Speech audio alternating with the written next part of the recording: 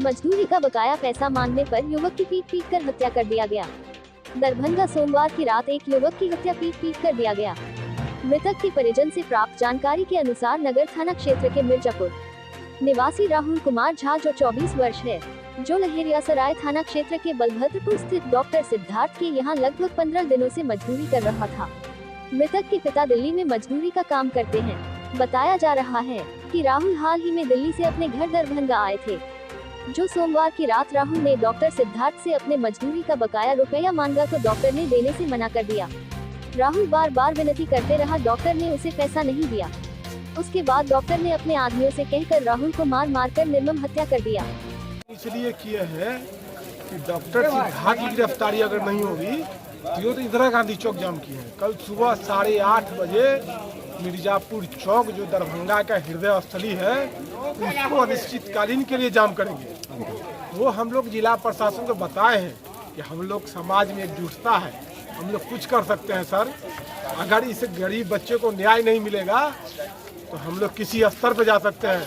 मुझे अगर आत्मदाह करना पड़े तो मैं आत्मदाह करूंगा। गलती यही है जो ये 15 दिन काम करके डॉक्टर सिद्धार्थ से अपना मजदूरी मांग लिया। इस बच्चे की गलती यही है जो 15 दिन के बाद अपना मजदूरी मांग लिया।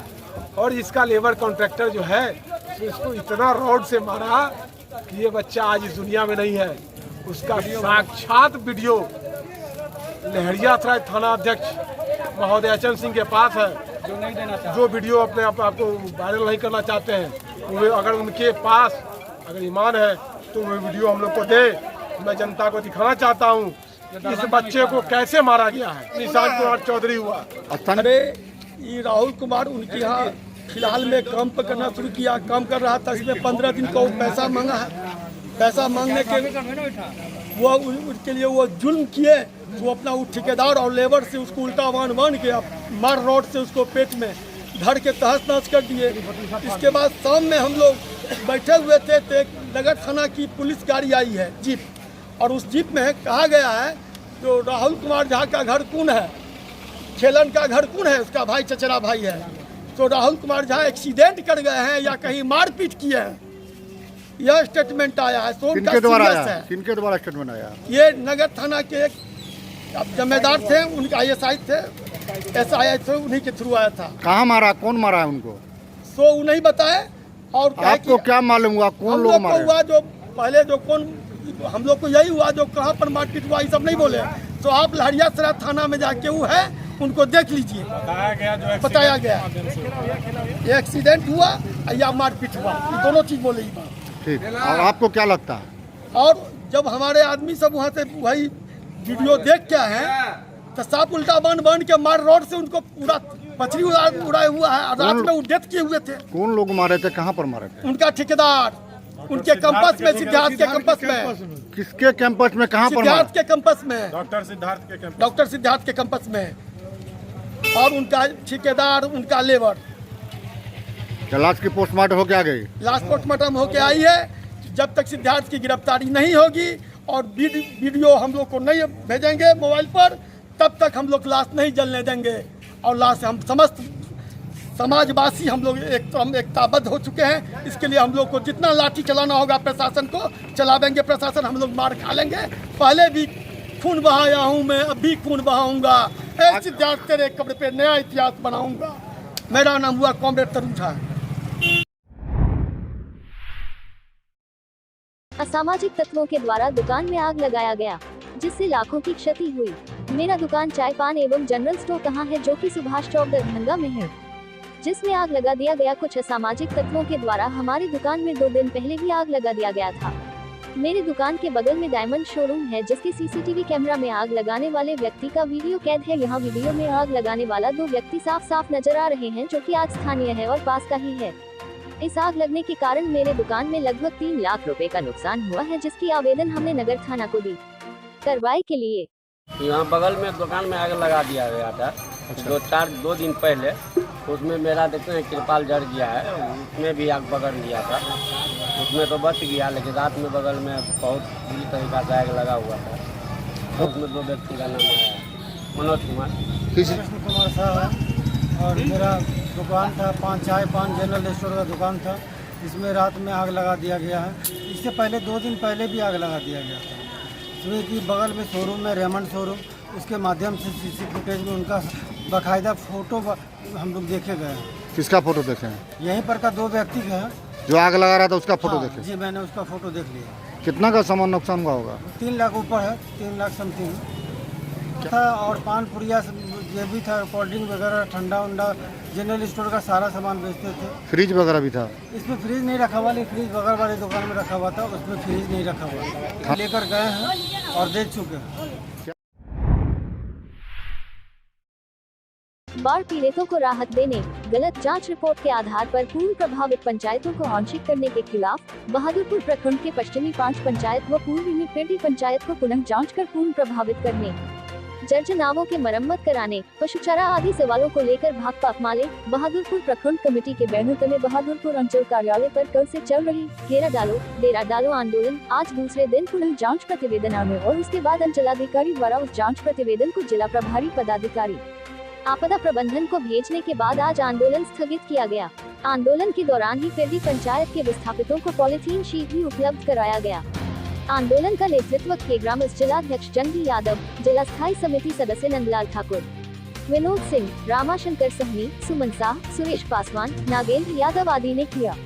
नीरज पासवान की अध्यक्षता में आयोजित सभा को संबोधित करते हुए भाकपा माले राज्य कमेटी सदस्य अभिषेक कुमार ने कहा कि नीतीश राज में आंशिक के नाम पर बाढ़ पीड़ितों को राहत से वंचित करने की साजिश चल रहा है। सरकार प्रशासन की इस साजिश को बर्दाश्त नहीं किया जाएगा। खेग्रामस जिलाध्यक्ष चंदी यादव ने कहा कि पेटी पंचायत का प्रभारी अंचल निरीक्षक और पंचायत सचिव का संयुक्त जांच प्रतिवेदन में स्पष्ट है कि पेटी के सभी वार्ड बाढ़ से पूर्णतः प्रभावित हैं। कृषि सलाहकार ने भी लिखित प्रतिवेदन दिया है। अब जल्द से जल्द पेटी पंचायत के बाढ़ पीड़ितों के खाता में राहत राशि को भेजा जाए।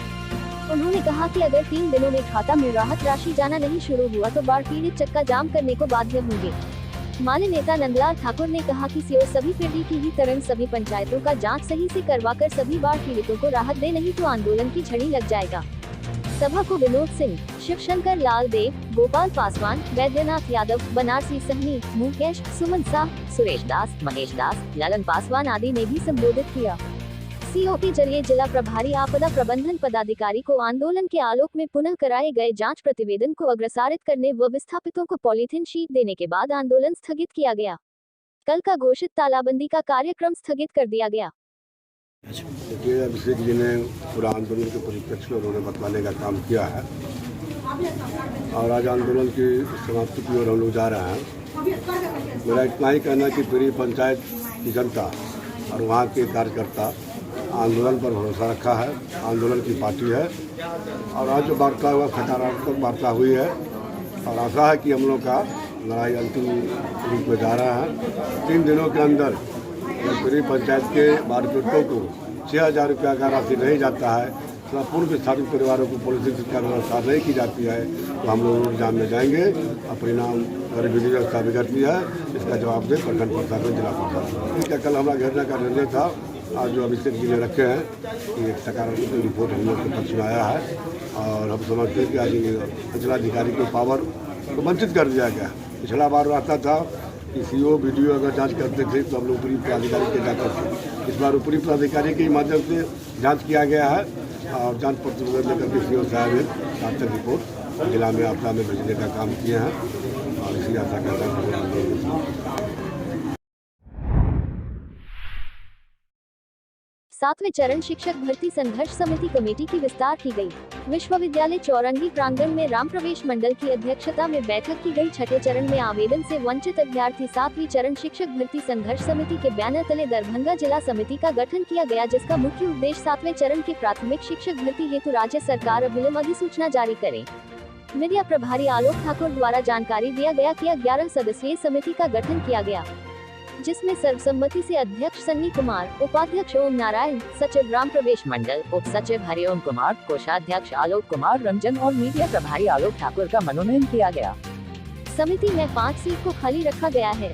11 सदस्यीय समिति का गठन किया गया है और यहाँ जितने भी मेंबर मौजूद हैं उसमें सर्वसम्मति से मुझे अध्यक्ष के पद पर मनोनीत किया गया है और इस पद को मैं आगे तक जिला स्तर से लेकर राज्य स्तर तक आंदोलन किया जाएगा और जब तक शिक्षक बहाली को सुचारू रूप से गुणवत्तापूर्ण शिक्षा नहीं बिहार में स्थापित कर दिया जाएगा, अच्छे शिक्षक को नहीं बहाली किया जाएगा और फर्जी शिक्षक को निष्कासित नहीं किया जाएगा, तब तक हम लोग का ये संघर्ष आगे तक चलता रहेगा।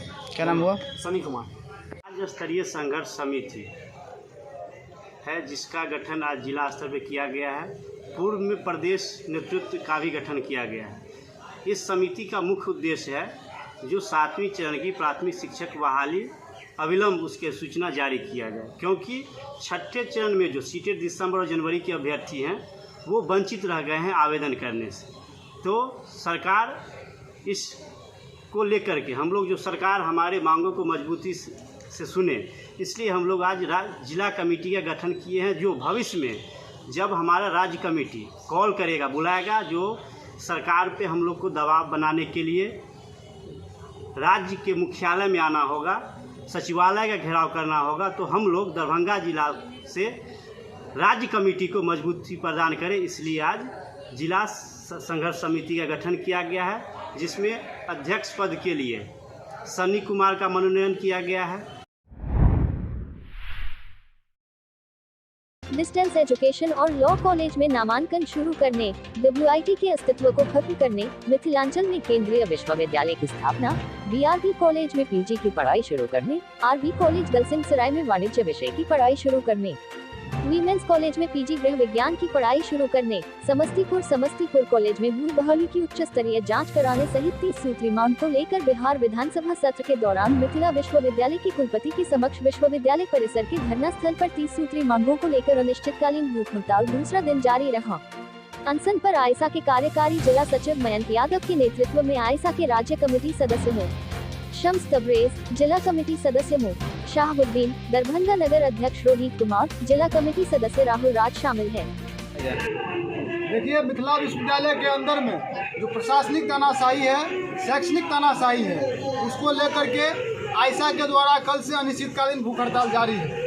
उसी की बात यह है कि जब आज हम लोग दरभंगा के सड़क पर लड़ रहे हैं, तो बिहार विधानसभा के अंदर विपक्ष के विधायक भी इस सवाल पर मजबूती से लड़ रहे हैं और हम लोग मांग यही कर रहे हैं कि आज जो मिथिला विश्वविद्यालय को बर्बाद करने की साजिश रची जा रही है, आज WIT को बर्बाद करने की साजिश रची जा रही है। आप देख रहे हैं कि किस तरह से दूरस्थ शिक्षा निदेशालय को बंद कर दिया गया, विश्वविद्यालय प्रशासन की गलती की वजह से, क्योंकि इन्होंने अप्लाई नहीं किया, इस चलते इनको सत्र का मान्यता नहीं मिला और दूरस्थ शिक्षा निदेशालय बंद हो गया। इन तमाम सवालों पर और जो अन्य सवाल हैं उनको, उस सवाल को लेकर के हम लोग अनशन पर बैठे हुए हैं। कल प्रॉक्टर महोदय आए थे, लेकिन उनका बयान जो अखबार में आया है वो झूठ का एकदम पुलिंदा बयान है। वो बोल रहे हैं 2 घंटा हम यहाँ वार्ता करके गए हैं। हमको लगता है मुश्किल से वो आधा घंटा भी यहाँ नहीं बैठे होंगे, लेकिन अखबार के माध्यम से वो छात्रों को डराने का काम कर रहे हैं। उनको हम बता देना चाहते हैं कि छात्र संगठन आयसा लड़ने वाला संगठन है, कोई डरने वाला संगठन नहीं है और हम मजबूती से अनशन पर टिके हुए हैं। और जब तक हमसे वार्ता नहीं होती है,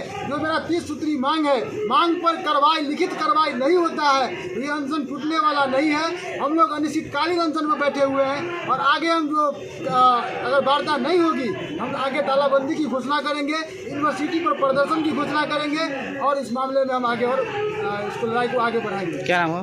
प्रिंस राज, जिलाध्यक्ष आयसा। गांधीनगर कटरहिया को बाढ़ ग्रसित क्षेत्र घोषित समेत 4 सूत्रीय मांग को लेकर किया आंदोलन।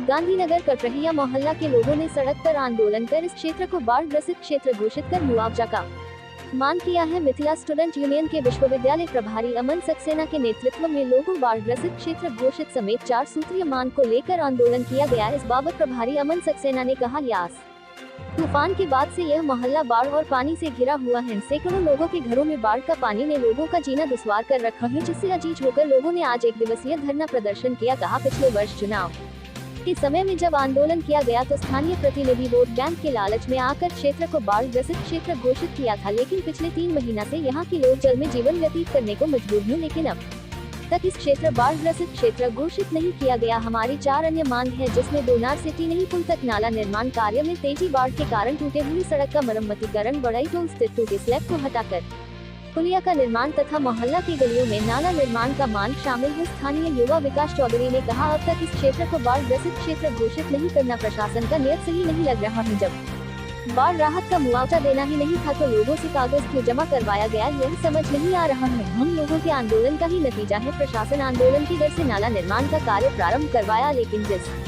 स्तर से नाला निर्माण किया जा रहा है उससे साफ लग रहा है कि सिर्फ हम लोगों के आंदोलन को समाप्त करने की साजिश थी। हमारी मांग है कि नाला निर्माण कार्य युद्ध स्तर से शुरू किया जाए और जल्द से नाला निर्माण कार्य पूरा किया जाए। हमारी मांग थी कि मोहल्ला के बड़ई टोल स्थित टूटी स्लैब को हटाकर पुलिया का निर्माण किया जाए, जिस पर प्रशासन अभी तक कुछ नहीं कर सके। रोजाना दर्जनों लोग इस टूटी स्लैब के कारण दुर्घटनाग्रस्त का शिकार हो रहे हैं, जिसकी चिंता न तो निगम प्रशासन और न ही स्थानीय प्रतिनिधियों को लग रहा है। ऐसा मालूम प्रतीत होता है कि मानो कोई बड़ी घटना हो, लोगों की जाना चली जाए तो प्रतिनिधि आकर परिवार को 4 लाख का चेक सौंपेंगे और सांत्वना प्रेषित करते हुए मीडिया में फोटो में डालेंगे, लेकिन जिस कारण लोगों की जान चली जाए उस पर काम नहीं किया जाता है। इस बाबत निगम प्रशासन को पूर्व में ही ज्ञापन सौंपा जा चुका है। वहीं मोहल्ला की गलियों में नाला निर्माण नहीं होने से सड़कों पर हमेशा पानी लगा रहा रहता है, जिस ओर भी प्रशासन का ध्यान नहीं जा रहा है। उन्हीं मांगों को लेकर आज सुबह लोगों अपनी मांगों के समर्थन में आंदोलन का रुख अपनाया है। कहा, अगर सभी मांगों पर सकारात्मक पहल नहीं किया जाता, इस क्षेत्र को बाढ़ ग्रसित क्षेत्र घोषित करते हुए अन्य मांगों पर कार्रवाई नहीं किया जाता है, तो हम लोग आने वाले समय में नगर निगम में जाकर आंदोलन करने को बाढ़ होंगे, जिसकी पुनर्तन जिम्मेवारी नगर निगम प्रशासन और स्थानीय प्रतिनिधि होंगी। इस मौके पर अमर दास,